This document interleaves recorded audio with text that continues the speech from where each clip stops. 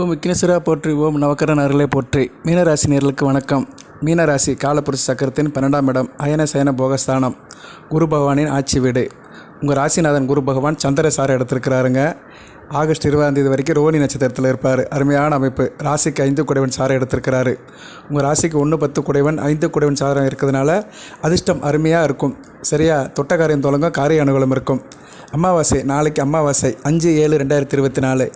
அதுக்கு பின்னாடி வளர்பிறை சந்திரன் மாறிடுவார். சிறப்பாக பார்க்கப்படுகிறது. வளர்பிறை சஷ்டியிலிருந்து உங்களுக்கு கூடுதல் சிறப்பாகவே இருக்கும். ரோஹிணி 2ஆம் பாதத்தில் குரு பகவான் போகிறது கூடுதல் சிறப்பு. உங்கள் ராசி குடையவன் 1-10 குடைவன், கர்மாதிபதியும் ராசிநாதனும் 5 குடைவன் சாரத்தில் போகிறதுனால நல்லாயிருக்கும். தொழிலில் ஒரு அதிர்ஷ்டம் இருக்கும், தொட்ட காரியம் தொடங்கும், காரிய அனுகூலம் இருக்கும். சிறப்பாகவே பார்க்கப்படுகிறது. உணவுப் பொருள் சம்மந்தப்பட்டவங்க, சிறு குறு வியாபாரிகள், காய்கறி மார்க்கெட்டில் இருக்கிறவங்க, பழக்கடை வச்சுருக்கிறவங்க, ஜூஸ் கடை வச்சுருக்கிறவங்க, ஹோட்டல் வச்சுருக்கிறவங்களுக்கெல்லாம் நல்ல ஒரு காலகட்டமாக பார்க்கப்படுகிறது. அதுபோல் மீன்பிடி தொழிலில் இருக்கிறவங்க, மீனவர்கள், மீன் பண்ணை வச்சுருக்கிறவங்களுக்கும் மிகச்சிறப்பாக இருக்கும். தண்ணிக்கேன் வாட்டர் சப்ளை பண்ணுறவங்களுக்கு நல்லாயிருக்கும். நீர் நிலையில் வேலை பார்க்குறவங்களுக்கும் நல்ல விதமாக பார்க்கப்படுகிறது. ஸோ இதெல்லாம் அடுத்தடுத்து குருவும் சந்திரனை சேர்ந்து குருச்சந்திர யோகத்தில் செய்வாங்க. இப்போ கூடுதலாக அதாவது எப்படி தங்க கிரீடத்தில் வைரத்தை வைக்கிற மாதிரி செவ்வாய் 3ஆம் இடத்துக்கு போகிறாரு. செவ்வாய் வர்ற 8ஆம் தேதி போகிறாரு. 8/7/2024 செவ்வாய் உங்கள் ராசிக்கு 3ஆம் இடத்துக்கு போகிறாரு. மிகச்சிறப்பாக பார்க்கப்படுகிறது. செவ்வாய் குருமங்கள யோகத்தில் இணைகிறாரு. உங்கள் ராசிக்கு 2-9 குடைவன், தன குடும்ப வாக்குஸ்தானாதிபதி, பாக்கியஸ்தானாதிபதி. அருமையான அமைப்பு. ராஜ யோகாதிபதி. சந்திரனும் ராஜ யோகாதிபதி தான். ஆனால் சந்திரன் சுபர் தான், ஒரு ஆதிபத்தியத்துக்கு குறைவர் தான், 5 குடைவர் தான். ஆனால் செவ்வாய் 2 ஆதிபத்தியத்துக்கு உடையவர், 2ஆம் இடத்துக்கும் 9ஆம் இடத்துக்கும் உடையவர். அதனால் சந்திரனை காட்டிலும் செவ்வாய்க்கு கூடுதல் பங்கு இருக்குது. மீனராசிக்கு எப்போவுமே நல்லது செய்கிற கிரகம். மீனராசி மீன லக்கணத்தில் பிறந்தவங்களுக்கு எப்போவுமே நல்லது செய்கிற கிரகம் செவ்வாய், சந்திரன், குரு. சரியா? இந்த 3 கிரகங்களை தான் நல்லது செய்யணும். அதில் செவ்வாய் இப்போ நல்ல நிலைமைக்கு போகிறாரு. ஆட்சி வீட்டில் இருந்து ரிஷபத்துக்கு போய் உங்கள் ராசிநாதன் கூட போய் சேர்றாரு. அருமையான அமைப்பு. சந்திரன், குரு, செவ்வாய் இவங்க 3 பேரும் ஒரு காம்பினேஷனில் இருக்கிறாங்க. குரு சந்திர சாரம் வாங்கியிருக்கிறாரு. செவ்வாயும் போய் குரு கூட சேர்றாரு. குரு மங்கள யோகம். அருமையான அமைப்பு. நான் சொன்ன மாதிரி தான், தங்க கிரீடத்தில் வைரம் பதிச்ச மாதிரி நல்ல பலன்கள் கிடைக்கும் உங்களுக்கு. 8/7/2024 இருந்து 21/8/2024 வரைக்கும், கிட்டத்தட்ட ஆகஸ்ட் 21ஆம் தேதி வரைக்கும் சிறப்பாகவே பார்க்கப்படுகிறது. அடுத்த வருகின்ற மாதங்கள் நல்லாயிருக்கும். இந்த ஆணி மாதம் குறையும். ஆணி இன்றைக்கி என்ன 20 ஆச்சு. இன்னும் மீதம் இருக்கிற 10-12 நாட்களும் அடுத்த ஆடி மாதமும் உங்களுக்கு மிக சிறப்பாக இருக்கும். ஸோ நல்லபடியாக பார்த்தோம்னா 3 கிரகங்களால் உங்களுக்கு அடுத்து வருகின்ற ஒரு 40-45 நாட்கள் மிக சிறப்பாக பார்க்கப்படுகிறது. செவ்வாய் 45 நாளுக்கு ஒரு தடவை ராசி மாறுவார். அதுபோக 18 ஆண்டு கழித்து இப்போ மறுபடியும் குரு கூட சேர்றாரு ரிஷபத்தில். உங்கள் ராசிக்கு 3ஆம் இடத்துல 18 வருடம் கழித்து சேர்றாரு. இது ஒரு நல்ல விதமாக பார்க்கப்படுகிறது. இந்த குருமங்கள யோகம் அருமையான யோகம். சரியா நேர்களே? இந்த யோகம் மிகச்சிறப்பாக பார்க்கப்படுகிறது. அதுபோக இப்போ செவ்வாய் திசை நடக்கும். மீனராசியில் செவ்வாய் திசை நடக்கிறவங்களுக்கு மிகச்சிறப்பாக இருக்கும் இந்த காலகட்டம். அடுத்து வருகின்ற ஒரு 45 நாட்கள் நல்லாயிருக்கும். செவ்வாய் திசையில் என்ன புத்தி நடந்தாலுமே சிறப்பாக பார்க்கப்படுகிறது. அதுபோல் சந்திர திசையில் செவ்வாய் புத்தி நடக்கிறவங்களுக்கும் இந்த காலகட்டம் நல்லாயிருக்கும். சரியா? செவ்வாய் பொதுவாகவே மனிதனுக்கு ஒரு எனர்ஜியை கொடுக்குறவர், திறமையை கொடுக்குறவர். சரியா? செவ்வாய் ஒரு முக்கியமான கிரகம். மனிதனுக்கு சகோதரக்காரகன். ஒரு மனிதனுக்கு சுறுசுறுப்பாக கொடுக்குறவர் அவர் தான். சரியா? நல்ல நிர்வாக திறமையை கொடுக்குறவர் அவர் தான். உடம்புல ரத்தத்தை கொடுக்குறவர் அவர் தான். செவ்வாய் முருகப்பெருமானுடைய அம்சம். சரியா? நெருப்பின் சுபரூபம். அவர் உடம்புல அவருடைய ஆதிக்கம் இல்லைன்னா ஒரு மனிதனாக இருக்க முடியாது. ஏன்னா செவ்வாய் தான் ஆசபசம் எல்லாத்துக்கும் உள்ள கிரகம். ஒரு மனிதனுக்கு உடம்புல உஷ்ணத்தை கொடுக்குறவர் அவர் தான். ரத்தம் தான் உடம்புல எல்லா இடத்துக்கும் போயிட்டு வர இடம். உடம்புல இருக்க ஆர்கன்ஸுக்கு சுண்டு வரலிருந்து உச்சந்தலை வரைக்கும் போயிட்டு வர ஒரே ஒரு பொருள் ரத்தம் தான் உடம்புல. அந்த ரத்தத்துக்கு சொந்தக்காரன் செவ்வாய் தான். அந்த செவ்வாய் பகவான் மீனராசிக்கு அளப்பரிய பலனை கொடுக்குறாரு. லக்கண ரீதியாகவும் சில பலன்களை நான் சொல்கிறேன். நீங்கள் இதை மைண்டில் வச்சுக்கோங்க. அதுக்கடுத்து குருமங்கள யோகத்துக்கு சொல்கிறேன். ஏன்னா பொதுவாக போதை ஜோடத்தில் நான் வீடியோ போடும்போது லக்கண ரீதியாக டச் பண்ணுவேன். எதுக்கு இந்த லக்கண ரீதியாக இப்போ நான் சொல்கிறேன்னா, லக்கண ரீதியாக நல்ல நிலைமையில் இருந்தார்னா, உங்களுக்கு நல்ல இடத்துல இருந்தார்னா நல்ல பலன்களை கொடுப்பாரு. சரியா? அது எப்போயுமே உள்ளது தான். லக்கண ரீதியாக நீங்கள் மீனராசியில் எந்த லக்கணத்தில் பிறந்தாலுமே சரி, செவ்வாய் 1, 4, 9, 10 இந்த வீட்டில் இருந்தாருன்னா நல்ல பலன்களை கொடுப்பாரு. சரியா? 1, 4, 9, 10 நல்ல பலன்கள் கொடுப்பாரு. அதுபோக கோச்சாரத்தில் ராசிக்கு மீன ராசிக்கு அவர் 3, 6, 10, 11 இருந்தாலும் நல்ல பலன்களை கொடுப்பாரு. சரியா? இந்த அமைப்பை நீங்கள் எப்போயுமே மைண்டில் வச்சுக்கணும். அதுக்காக தான் நான் பொதுவாக சொல்லுவேன், போதி ஜோதிடத்தில் என்றைக்குமே லக்கணத்தை தெரிஞ்சு வச்சுக்கணும். நீங்கள் மீனராசியில் எந்த லக்கணத்தில் பிறந்திருந்தாலுமே கிரகங்கள் லக்கணத்திலிருந்து எந்தெந்த வீட்டில் இருக்குது அதை தெரிந்து வச்சுக்கிட்டிங்கன்னா அந்த கிரகங்கள் கோச்சாரத்தில் இப்போ நான் பலன் சொல்கிறேன் பார்த்தீங்களா, இந்த அமைப்பில் நல்ல நிலைமைக்கு வரும்போது பலன்கள் கொஞ்சம் கூடுதலாக இருக்கும். அதே கிரகங்கள் நல்ல நிலைமைக்கு வரலைன்னா பலன்கள் வந்து கம்மியாக இருக்கும். சம்மந்தப்பட்ட கிரகங்களுடைய பலன்கள் கம்மியாக இருக்கும். இதுதான் ஜோதிடத்தில் சூட்சுமம். இப்போ செவ்வாய் நல்லபடியாக இருக்கிறாரு, குருமங்கலத்தில் யோகம் இருக்கிறாரு, குருமங்கல யோகத்தில் இருக்கிறாரு, மீனராசிக்கு 3ஆம் இடத்துல இருக்கிறாரு, எல்லாத்துக்கும் நல்ல பலன் கிடைக்குமா சார் அப்படின்னா அது இல்லை, 100க்கு 100 இல்லை. எல்லாத்துக்கும் பலன் கிடைக்காதா சார் அப்படின்னு கேட்டாலும் அதுவும் இல்லை, 100க்கு 100 இல்லை. சிலருக்கு போய் சேரும். யார் யாருக்கு போய் சேரும் அப்படின்னா செவ்வாயும் குருவும் உங்கள் ஜாதகத்தில் நல்ல நிலைமையில் இருக்கிறவங்களுக்கு இந்த பலன் அப்படியே கிடைக்கும். சரியா? இதில் தான் நிறைய பேருக்கு வித்தியாசம் வருது, வித்தியாசப்படுத்தப்படுகிறார்கள். மீனராசிலே இருக்கிற நேரில் வந்து வித்தியாசப்படுத்தப்படுகிறது, பலன்கள் வந்து வித்தியாசப்படுறது காரணமே வந்து சம்மந்தப்பட்ட கிரகங்கள் வந்து உங்கள் ராசி கட்டத்தில் வந்து தனிப்பட்ட ராசி கட்டத்தில் வந்து உங்கள் ஜனன ஜாதகத்தில் வந்து மாறுபட்டு இருக்கும். ஓகே, இந்த அமைப்பில் தான் வந்து கிரகங்கள், எல்லா கிரகங்களும் பலன் கொடுக்கும். 9 நவக்கிரகங்களுமே வந்து உங்கள் ஜனன ஜாதகத்தில் நல்ல நிலைமையில் இருந்ததுன்னா கோச்சாரத்துக்கு நல்ல நிலைமையில் வரும்போது நல்ல பலன்களை கொடுக்கும்.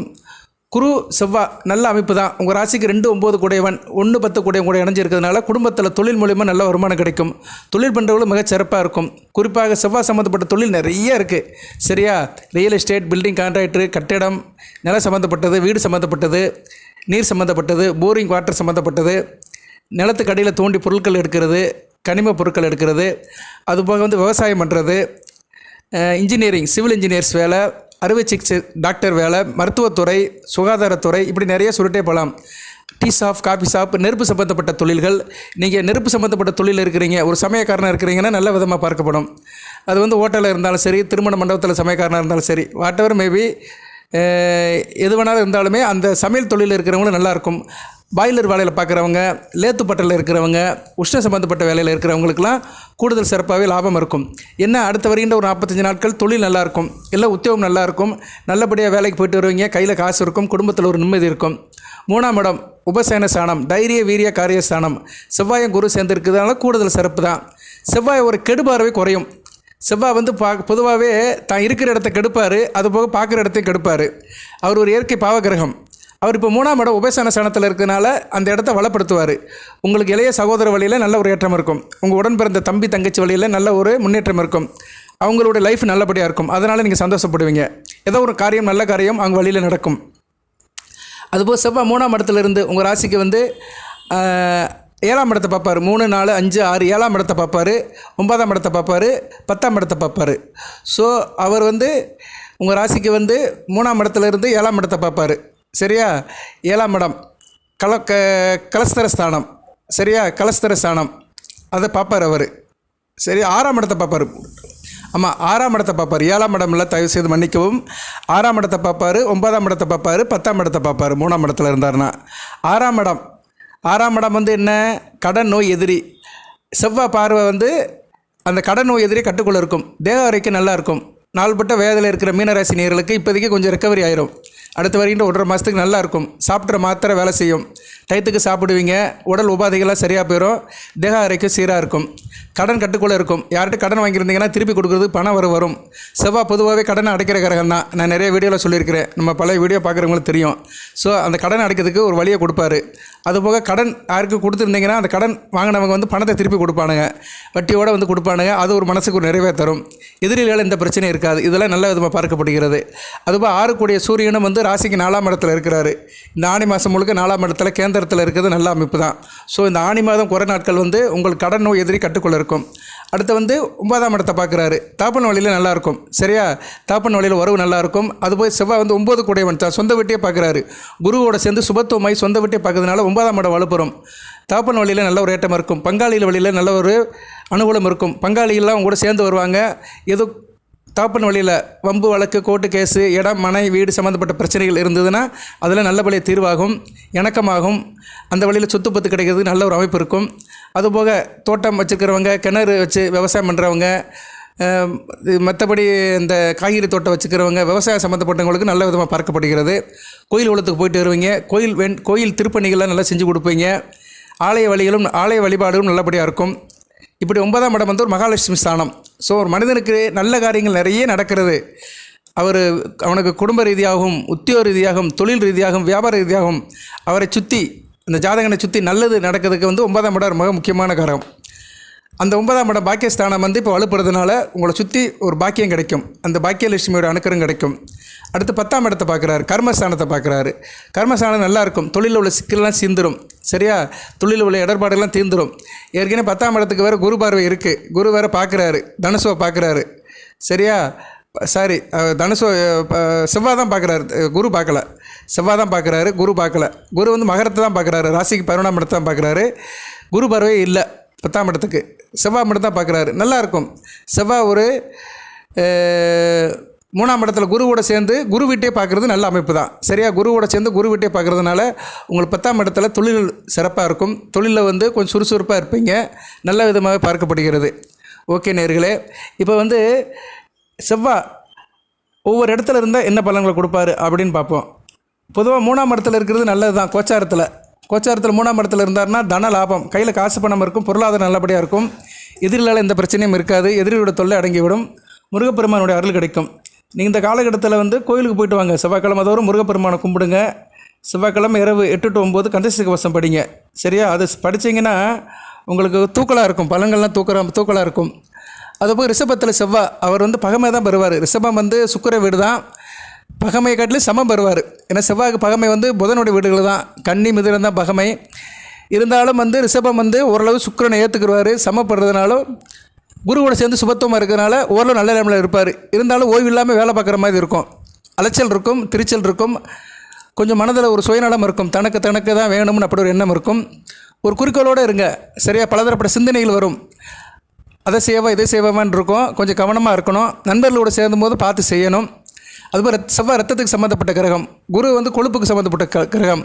அதனால் சில பேருக்கு கொழுப்பு இருக்கலாம், உடம்புல ரத்த கொழுப்பு இருக்கலாம், அதெல்லாம் சரியாக போயிடும். இருந்தாலுமே அந்த பாதிப்பு இருக்கிறவங்க டெஸ்ட் பண்ணிக்கோங்க. ஏன்னா செவ்வாயும் குரு சேரும்போது ரத்த கொழுப்பை உடம்புல கூட்டுவாங்க.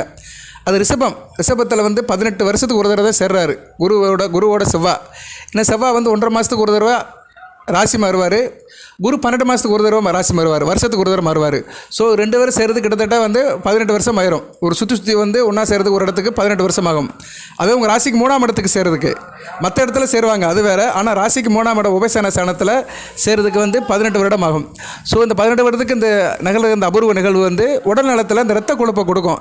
அதனால் ரத்த கொழுப்பில் அவதிப்படுறவங்க வந்து டெஸ்ட் பண்ணிக்கோங்க, செக் பண்ணிவிட்டு அதுக்கு வேண்டிய மாத்திரை மருந்தை கரெக்டாக சாப்பிடுங்க. சரி நேயர்களே, இப்போ செவ்வாய் 3ஆம் இடத்துல இருக்கிறதுனால நல்ல பண வசதி இருக்கும். சரியா, நல்லா இருப்பீங்க, பேச்சுவார்த்தை நல்லா இருக்கும், சத்திய வாக்கு இருக்கும், பேச்சில் ஒரு நேர்மை நியாயதி இருக்கும், நீதி நெறின்னு கொஞ்சம் ஃபாலோ பண்ணுவீங்க. என்ன ஜஸ்டிஃபிகேஷன் நல்லாயிருக்கும், எந்த ஒரு காரியத்தையும் தர்மத்துக்கு உட்பட்டு நியாயத்துக்கு உட்பட்டு செய்வீங்க, எனர்ஜெட்டிக்காக இருப்பீங்க, புகழ் பெருமை இருக்கும், உங்கள் வயதுக்கேற்ற உங்கள் அனுபவத்துக்கேற்ற தொழிலுக்கேற்ற ஒரு ரெகக்னேஷன் கிடைக்கும். சரியா, உங்களை சுற்றி ஒரு ரெகக்னேஷன் இருக்கும், காரிய சாதனை இருக்கும், கொஞ்சம் திருப்தி அற்ற நிலைமையில் தான் இருப்பீங்க. சரியா, கொஞ்சம் கணவன் மனை உறவில் கொஞ்சம் திருப்தி அற்ற நிலையில் தான் இருப்பீங்க. அதனால் ஒருத்தருக்கு ஒருத்தர் பேசி தீர்த்துக்கோங்க. சரியா நேயர்களே, உங்கள் ராசிக்கு 5ஆம் இடம் வந்து இப்போ நல்லா இருக்குது. 5ஆம் இடத்துல புதனும் சுக்கிரனும் வராங்க. ஸோ 5ஆம் இடம் வலுப்புறது, 5ஆம் இடம் வலுப்புறதுனால அதிர்ஷ்டம் கை கொடுக்கும். மகாலட்சுமி யோகம் வந்து பரிபூர்ணமாக 5ஆம் இடத்துல இருக்குது, 11ஆம் இடத்துக்கு பார்வை இருக்கிறதுனால லாபம் நல்லபடியாக இருக்கும். சரியா, அது வந்து குருவும் சுக்கிரனும் புதனும் சேர்ந்து தர்றாங்க. நான் அதுக்கு தனியாக வீடியோ போடுறேன். ஏன்னா சுக்கிரனும் புதனும் மீன ராசிக்கு மத்திய பலனை தான் கொடுப்பாங்க. ஏன்னா சுக்கிரன் 3 6 குடையவன், புதன் 4 7 குடையவன். 2 பேருமே சேர்ந்து 5ஆம் இடத்துல இருக்கிறாங்க, 5ஆம் இடத்துக்கு வந்துட்டாங்க. சரியா, 5ஆம் இடத்துல 2 சுபகரங்கள் இருக்குது, நல்லது தான். பார்வைப்பட இடம் 11ஆம் இடம் மிகச்சிறப்பாக பார்க்கப்படுகிறது. அதுபோல் 11 கூடிய சனி பகவானும் வக்கரமாகி போகிறாரு. ஸோ இந்த காலகட்டம் மீனராசிக்கு நல்லா இருக்குது. சனி பகவான் வக்கரம் நல்ல விதமாக தான் பார்க்கப்படுகிறது. கூடுதலாக 11ஆம் இடம் வலுப்புறது. சரியா, அதனால லாபஸ்தானம் வலுப்படுறதுனால உங்களை சுற்றி ஒரு லாபம் இருக்கும். அதுபோக வந்து இளைய சகோதர விஷயத்துலேயும் கொஞ்சம் கவனமாக இருங்க. சில பிரச்சனைகள் வந்தாலும் விட்டு கொடுத்து போங்க.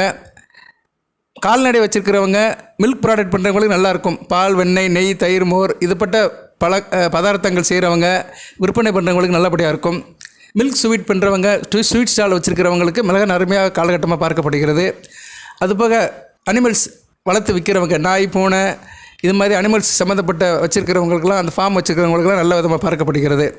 செவ்வாய் அதெல்லாம் சிறப்பாக கொடுப்பாரு. 4 கால் பிராணிகள் யோகத்தை கொடுப்பாரு, நல்ல விதமாகவே பார்க்கப்படுகிறது. நல்லா இருப்பீங்க, ஒரு பரபர சிந்தனை இருக்கும், மனதில் ஈகை, இரக்கம், கருணை இருக்கும். ஏன்னா குரு கூட சேரார் அல்லவா, கெட்ட பழக்கத்தில் இன்றைக்கி நல்ல பழக்கத்தை கொடுப்பாரு. செவ்வாய் வந்து பொதுவாகவே மீன ராசிக்கும் மீன லக்கணங்கிறது வேறு. சரியா, அது நீங்கள் எந்த லக்கணத்துலையும் பிறந்திருக்கலாம். சில பேர் ரேராக வந்து ஒரே ராசி ஒரே லக்கணத்தில் பிறந்திருப்பாங்க, அவங்களுக்கு பலன்கள் கொஞ்சம் கூடுதலாக இருக்கும். சரியா? இதே நேரம் வந்து மீனராசியில் கன்னி மிதுனம் இதில் சம்மந்தப்பட்டவங்களுக்கு அந்தளவு பலன் இருக்காது. கன்னி லக்கணம் மிதுன லக்கணத்தில் பிறந்தவங்களுக்கு அந்தளவு பலன் இருக்காது. அதுபோல் மகர லக்கணம் கும்ப லக்கணத்தில் பிறந்தவங்களுக்கும் மத்தியம பலன் தான் இருக்கும். ஸோ மீனராசியில் மீன லக்கணம், மேச லக்கணம், கடக லக்கணம், சிம்ம லக்கணம், தனுசு லக்கணம், விருச்சிக லக்கணம் இந்த 6 லக்கணத்தில் பிறந்தவங்களுக்கு இந்த குருமங்கள யோகம் கூடுதலாக இருக்கும். பார்த்தீங்களா? இதிலே வந்து கொஞ்சம் வித்தியாசப்படுது. இந்த லக்கண ரீதியாகவே வந்து உங்கள் பலன்கள் வந்து முன்ன தான் கிடைக்கும். ஸோ அதனால தான் நான் சொல்லுவேன், லக்கணத்தை எப்பயுமே தெரிஞ்சு வச்சுக்கணும். லக்கண ரீதியாக கிரக அமைப்பையும் தெரிஞ்சு வச்சுக்கிட்டிங்கன்னா இந்த கோச்சார பலன்களை கேட்கும்போது நீங்கள் மேட்ச் பண்ணி பார்த்துக்கலாம். ஸோ இவர் சொல்கிறாரு நமக்கு வந்து இந்த அமைப்பில் தான் இருக்குது, ஸோ இந்த பலன்கள் நமக்கு கிடைக்கும் கிடைக்காதுன்னு நீங்களே ஒரு ஜஸ்டிஃபிகேஷனை வந்துக்கலாம். அதுக்கு மேலே உங்கள் தசாபுத்தின்னு ஒரு அமைப்பு இருக்குது, அது வந்து உங்களுக்கு வந்து கூடுதலாக துணை செய்யும். இப்போதைக்கு சந்திர திசை செவ்வாய் திசை நடக்கிறவங்களுக்கு நல்லாயிருக்கும், கொஞ்சம் கூடுதலாக நல்லாயிருக்கும். கொஞ்சம் கஷ்டப்பட்டுட்டு இருந்தீங்கன்னா தான் கஷ்டத்துலேருந்து கொஞ்சம் நிவாரணம் கிடைக்கும். இப்படி தான் பலன்கள் போகும் வழியே எல்லாத்துக்கும் கிளியர் கட்டாக 100% யாராலும் சொல்ல முடியாது. அப்படி இப்படி நிறைய பேர் சொல்லுவாங்க, அதெல்லாம் வந்து சாத்தியப்படாது. கணக்கு வழக்கு இல்லாமல் சொல்கிறது, ஒரு அப்சர்வேஷன் இல்லாமல், ஒரு என்ன சொல்கிறது, ஒரு பேக்கேஜ் இல்லாமல் சொல்கிறது, சரியா, புள்ளி விவரம் இல்லாமல் சொல்கிறது. மீனராசியில் பிறந்தவர்கள் அப்படி இருப்பார்கள் இப்படி இருப்பார்கள் ஒரு 10 பாயிண்ட்டை சொல்கிறது.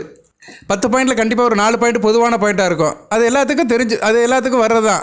உடனே நீங்கள் நினைப்பீங்க, ஆஹா இவர் கரெக்டாக சொல்கிறாருன்னு. பொதுவான உள்ளதாங்க. இப்போ காலையில் நினச்சா எல்லோரும் பல்லு வளர்க்குவாங்க அப்படின்னு வார்த்தை சொன்னால் எல்லோரும் உண்மை தான். காலையில் நினச்சா எல்லாருமே டூத் பிரஷ் எடுத்து இப்போ நம்ம ஃப்ரெஷ் பண்ணுவோம், காலை கடனெல்லாம் முடிப்போம். இது வந்து ஒரு மனிதனோட கடமை. அதை போய் பலன்னு சொல்லக்கூடாது. சில பேர் இன்றைக்கி அப்படி தான் ஜோதிடர் சொல்ல ஆரம்பிச்சிட்டாங்க. நீங்கள் அன்றாட செய்கிற கடமைகள் எல்லாம் பலன்களாக சொல்ல ஆரம்பிச்சிட்டாங்க. ஏன்னா வந்து அவங்க வந்து வேறு என்ன சொல்கிறதுன்னு தெரியல. ஜோதிடத்தை வந்து கிரக நிலையில் ஆராய்ச்சி பண்ண அவங்க மறந்துடுறாங்க. தெரிஞ்சு செய்கிறாங்களோ தெரியாமல் செய்கிறாங்களோ. சும்மா மீனராசி நேயர்கள் இப்படி இருப்பாங்க, உடன் பிறந்த சகோதரனுக்கு உதவுவாங்க, ரொம்ப அமைதியாக இருப்பாங்க, எந்த ஒரு விஷயத்தையும் பொறுமையாக இருப்பாங்க, தான் உண்டு வேலை ஒன்று இருப்பாங்க, வந்த சண்டைக்கு போக மாட்டாங்க, வராத சண்டை விட மாட்டாங்க. இப்படியெல்லாம் சொல்கிறது வந்து கேட்குற நேரில் ஒரு 100 பேர் கேட்குறான்னு வச்சுக்கோங்களேன், அதில் கண்டிப்பாக ஒரு 50 பேருக்கு அது பலிக்கும். ஏன்னா 50 பேர் அந்த குணாதிசையில் இருப்பாங்க. இதெல்லாம் வந்து கேரக்டர், ஒரு மனிதனுடைய தனிப்பட்ட குணங்கள், அவன் செய்கிற கடமைகள், அவன் அன்றாட வாழ்க்கையில் சந்திக்கிற சம்பவங்கள். இது வந்து ஜோதிடம் அல்ல. இதை பற்றி சொல்லலாம், இந்த லக்கணத்தில் பிறந்தவங்க இப்படி இருப்பாங்கன்னு ஒரு 2 வரி 3 வரி சொல்லலாம். ஆனால் ஜோதிடம்ங்கிறது வந்து கிரக நிலைகள், கிரகங்கள் எப்படி இருக்குது, அந்த கிரகங்கள் தங்களுக்குள்ளே எந்த அமைப்பில் இருக்குது, என்ன சேர்க்கையில் இருக்குது, எந்த பாதசாரம் எடுத்திருக்கு, முதல்ல அந்த கிரகம் வந்து ஸ்தான பலம் பட்டிருக்கா, தான் இயல்பு நிலையில் இருக்கா, இயல்பு நிலைக்கு அப்பாற்பட்டு இருக்கா, அப்படி தான் பலன் சொல்லணும். இப்போ தனி மனிதரை நீங்கள் ஒருத்தர் பார்க்க போகிறீங்க, நீங்கள் வந்து உங்களுக்கு வேலை கொடுக்குற பாஸை பார்க்க போகிறீங்க, சம்பளம் கொடுக்குற முதலாளியை, அவர் எப்படி இருக்கிறாரு, இயல்பு நிலையில் இருக்கிறாரா, நல்ல நிலைமையில் இருக்கிறாரா, நம்ம சொன்னால் கேட்குற நிலைமையில் இருக்கிறாரா, அவரால் இன்றைக்கி காரியம் ஆகுமா, நமக்கு ஒரு சகாயம் கிடைக்குமா, அப்படின்னா அவருடைய இதை பார்க்கணும். அவருடைய அன்றைக்கி எப்படி அவர் இருக்காருன்னு அதை பார்க்கணும். அது மாதிரி தான் கிரகங்கள். இப்போ செவ்வாய் வந்து கெட்ட கிரகம் தான், பாவ கிரகம் தான், குரு கூட சேரும்போது நல்ல நிலைமைக்கு போயிடுறாரு. இது மாதிரி தான் கிரகங்களை பார்த்து பலன் சொல்லணும்.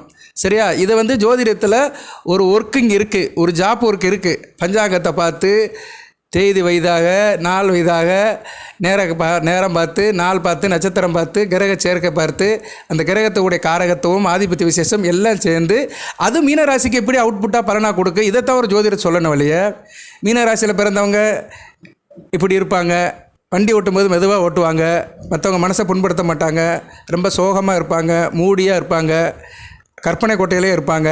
இதெல்லாம் பலன்களே இல்லை. இதெல்லாம் வந்து பொத்தாம் பொதுவில் அடிச்சு விட்டு போகிறது, போகிற போக்கில் சொல்லிட்டு போகிறது. இன்றைக்கி நிறைய இது அப்படி தான் நடக்கு. நான் யாரையும் கிரிட்டிசைஸ் பண்ணலை. உங்களுக்கு வந்து ஒரு நல்ல ஒரு பாதை தெரியணும். மீனராசியில் நிறைய நேரில் பார்க்குறாங்க போதி ஜோதிடத்தில், அவங்கள ஒரு ட்ராக் பண்ணுறேன். சரியா? ஜோதிடம்னா என்ன, ஜோதிடத்தை வந்து இதில் ஜோதிடத்துலேருந்து என்ன தெரிஞ்சுக்கணும், அதை முதல் தெரிஞ்சுக்கணும். ஜோதிடம் எதை சொல்லும் அதை தெரிஞ்சுக்கணும். இப்போ சயின்ஸ் வைத்தார் சயின்ஸை பற்றி தான் சொல்லணும், சயின்ஸ் வச்சார் வந்து தமிழை பற்றி பேசக்கூடாது. அது மாதிரி ஜோதிடத்தில் வந்து ஜோதிடம்னா என்ன, பாரம்பரிய ஜோதிடம்னா என்ன, வேத ஜோதிடத்தில் என்ன சொல்லியிருக்கு, அதை வந்து ஜோதிடர் எப்படி அப்சர்வேஷன் பண்ணி பலனாக சொல்கிறாரு, இதை வந்து முதல் நீங்கள் தெரிஞ்சுக்கணும். அது வந்து ஜோதிடத்துக்குன்னு உள்ள ஒரு புது அறிவு, ஜென்ரல் நாலேஜ். ஜோதிடம் தெரிஞ்சுக்கணும் இல்லை, ஜோதிடத்தை பலன்கள் புரிஞ்சுக்கணும், சம்மந்தப்பட்ட ராசிக்கு பலன்களை தெரிஞ்சுக்கணும்னா அதை நீங்கள் தெரிஞ்சுக்கணும் நேயர்களே. ஓகே, ஒரு ஆர்வத்தில் தான் உங்களுக்கு சொல்லியிருக்கிறேன், கூடுதலாக தான் கொஞ்சம் சொல்லியிருக்கிறேன், தவறாக எடுத்துக்காதீங்க, நன்மை கறி தான் சொல்லியிருக்கிறேன். சரியா? இனிமேலானாச்சும் நீங்கள் வந்து சொல்கிற பலன்களை வந்து பிரித்து பார்த்துக்கோங்க. சரியா? உங்களுக்கு எந்த பலன் சேருமோ அந்த பலத்தை தான் நீங்கள் எடுத்துக்கணும். சரியா? அதை தவிர வந்து அப்படி இப்படின்னு சொல்கிறதெல்லாம் வந்து அந்நேரம் கேட்டு அடுத்த நிமிஷம் மறந்து போயிடும். ஓகே, இப்போ வந்து செவ்வாயை பற்றி நான் சொல்லிட்டேன். நான் ஓரளவு இந்த குருமங்கள யோகத்தை பற்றி சொல்லிட்டேன், அவர் பார்வைப்படுற இடத்தையும் சொல்லிட்டேன், குருவோட சேர்ந்து இருக்கிறாரு அது அமைப்பை சொல்லிட்டேன். அடுத்து வந்து ஒரு நட்சத்திர சாரம் இதில் போகிறாரு அப்படின்னு பார்த்தோம்னா கார்த்திகை, ரோகிணி, மிருகசீரிஷம் இந்த 3 நட்சத்திரத்தில் போகிறாரு. இதில் கார்த்திகை வந்து சூரிய நட்சத்திரம், ராசிக்கு 6 கூடிய நட்சத்திரம், ஆகாதவ நட்சத்திரம். அதில் 2 9 கூடன் போகிறது. கொஞ்சம் உத்தியோகத்துக்கு போகிறவங்க கொஞ்சம் கவனமாக இருக்கணும். பொதுவாக உத்தியோகத்துக்கு போகிற ஆண்கள் கொஞ்சம் கவனமாக இருக்கணும். மற்றபடி வருமானம் நல்லபடியாக இருக்கும். சில நேரம் ஈகோ பிரச்சனை வரும். சரியா? ஏன்னா உத்தியோகத்தில் செவ்வாயும் சூரியனும் 2மே நெருப்பு கிரகங்கள். அவங்க வந்து ஒரு இடத்துல சம்மந்தப்படும் போது ஈகோ பிரச்சனை இருக்கும். இருந்தாலும் குரு என்கிற தேவகுரு பிரகஸ்பதி இருக்கிறாரு. அவர் சமாதானப்படுத்திடுவார், நிலைமை கட்டுக்குள்ளே இருக்கும். இருந்தாலும் 2 ஆண் கிரகங்கள் சம்மந்தப்படுறதுனால மீனராசியில் சேர்ந்த ஆண்கள், குறிப்பாக அரசு உத்தியோகம் பார்க்குற ஆண்கள் கொஞ்சம் கவனமாக இருக்கணும். மேல் அதிகாரிகிட்ட மோதலை வளர்த்துக்காதீங்க, கவனமாக இருங்க, அனுசரித்து போங்க. சரியா? அவர் இந்த கிருத்திகை நட்சத்திரத்தில் போவார். 2ஆம் பாதம், 3ஆம் பாதம், 4ஆம் பாதம். முதல் ஒரு 12 நாளைக்கு போவார், 12-15 நாளைக்கு போவார். அதனால் 8ஆம் தேதியிலிருந்து 24ஆம் தேதி வரைக்கும், ஜூலை 8லிருந்து ஜூலை 24 வரைக்கும் கொஞ்சம் கவனமாக இருங்க. அதுக்கங்கிட்ட வந்து ஒரு 20 நாள் வந்து அவர் வந்து இதில் போவார். ரோகிணி நட்சத்திரம் அருமையான அமைப்பு. சரியா? உங்களுக்கு வேண்டிய நட்சத்திரம், ராசிக்கு வேண்டிய நட்சத்திரம் சந்திர நட்சத்திரம். சந்திர நட்சத்திரத்தில் போகும்போது சிறப்பாக இருக்கும்.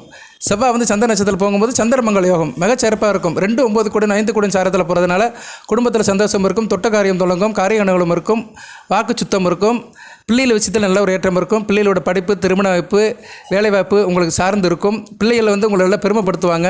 பிள்ளைகளால் வருமானம் இருக்கும். குறிப்பாக ஆண் பிள்ளைகளால் நல்ல ஒரு ஏற்றம் இருக்கும். இதெல்லாம் வந்து கண்டிப்பாக வந்து செவ்வாய் வந்து சந்திர சாரத்தில் போகும்போது செய்வார். அதனால் பெண்கள் இடத்துல ஒரு இனிமை இருக்கும். ஆண் பெண் உறவு நல்லாயிருக்கும். தாயார்கிட்ட ரொம்ப அன்பாக இருப்பீங்க. தாய் வழி உறவுகள் சிறப்பாக பார்க்கப்படும். இப்படி தான் பலன்கள் வரும். அதுக்கடுத்து வந்து சுயசாரத்திலே போவார்.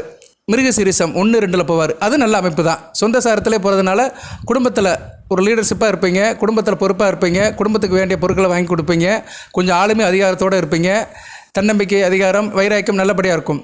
ஸோ கூட்டி கழித்து பார்த்தோம்னா இந்த கார்த்திகை நட்சத்திரத்தில் போகும்போது மட்டும் இந்த 8ஆம் தேதியிலேருந்து 24ஆம் தேதி வரைக்கும் மட்டும் அரசு உத்தியோகத்தில் பார்க்குற ஆண்கள் கவனமாக இருக்கணும். இதுதான் ஜோதிடம், இதுதான் சூட்சுமம். அதில் எடுத்து அது முக்கியமான அந்த அடிநாதத்தை தொடர்றது தான் ஜோதிடம். சரியா? மற்றபடி இது நல்லா தான் இருக்கும். இந்த குருமங்கள யோகம் வந்து நல்லா இருக்கும். சில பேருக்கு கோடிகளை கூட கன்வெர்ட் ஆகும்.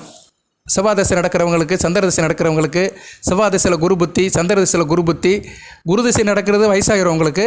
இருந்தாலும் அந்த குரு புத்தி நடக்கிறவங்களுக்கு கூடுதல் சிறப்பாக இருக்கும். நல்லாயிருக்கும். பணம் வந்து கோடிக்கணக்கில் கிடைக்கிறதுக்கு வாய்ப்பு இருக்குது. ஏன்னா பாக்கியஸ்தானத்தை பார்க்குறாரு, நல்லபடியாக இருக்கும். ஜனன ஜாதகம் நல்லா இருந்து தசா புத்தி நல்லா இருக்கிறவங்களுக்கு இந்த குருமங்கள யோகம் வந்து கோடான கோடி பணங்களை கொடுக்கும். வக்கர சனி, சனி பகவான் விரைய சனியாக இருந்து வக்கரத்தை நோக்கி போயிட்டார். 11ஆம் இடத்தை நோக்கி போயிட்டதுனால ஒரு நவம்பர் 15 வரைக்கும் உங்களுக்கு 7.5 சனியோட தாக்கம் குறைஞ்சி போச்சு, வெகுவாக குறைஞ்சி போச்சு. சரியா? சனி பகவான் பின்னோக்கி போகிறது வந்து ஒரு வரைக்கும் நல்லதான். இப்போதைக்கு அந்த தொந்தரவு இல்லை. அவருடைய தாக்கம் இருக்கும், இருந்தாலும் அந்த நேரடி தாக்கம் இல்லை. சரியா? நேரடியாக அவர் வந்து உங்கள் ராசியை நோக்கி வரலை. சற்று பின்னோக்கி போகிறது வந்து இப்போதைக்கு மீனராசிக்கு சாதகமாக தான் பார்க்கப்படுகிறது.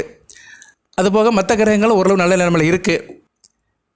அடுத்தடுத்து வீடியோ போடுறேன், தொடர்ந்து பாருங்கள். சேனலை சப்ஸ்கிரைப் பண்ணாங்க சப்ஸ்கிரைப் பண்ணுங்கள், பெல் பட்டன் ஆன் பண்ணுங்கள், நோட்டிஃபிகேஷன் வர எல்லா வீடியோவும் பாருங்கள். ஜனநாயகம் செக் பண்ணுறவங்க அணுகுங்க, ஒரு குறைந்த கட்டணம் தான் வாங்குகிறோம். மீனராசியில் நிறைய நேரில் அணுகிறாங்க, நல்லபடியாக பார்த்து கொடுக்குறேன். வாழ்த்துக்கள். எல்லாமல் இறைவன் மீனராசி நேர்களுக்கு சில சௌபாகியத்தையும் சில ஐஸ்வர்யத்தையும் சில நன்மைகளையும் கொடுப்பார். அனைத்து வளங்களின் நலங்களை பற்றி தேக ஆரோக்கியத்துடன் தீர்க்காயலுடன் நீடோடி வாழ்க, நிறைந்த வளம் பெறுக. நன்றி நேர்களே.